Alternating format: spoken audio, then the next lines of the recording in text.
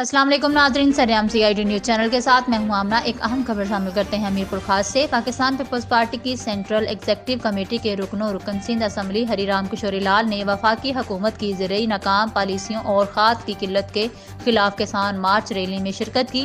Chairman peoples party Bilawal Bhutto Zardari کی ہدایت پر وفاقی حکومت کی ناکام زرعی پالیسیوں اور کھاد کے خلاف اور کسانوں سے اظہار یکجہتی کے لیے ملک گیر کسان مارچ کا سلسلہ جاری۔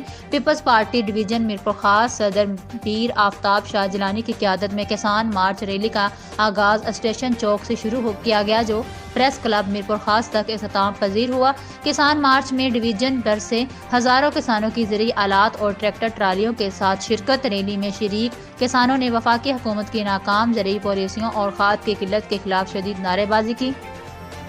کسان مارچ ریلی میں ضلعی صدر اور رکن قومی اسمبلی میر منور علی تالپور، ممبران سندھ اسمبلی حاجی نور احمد ہرگڑی، میر طارق تالپور، سید ذوالفقار علی شاہ، سید امیر علی شاہ بھی کسان مارچ میں شامل تھے۔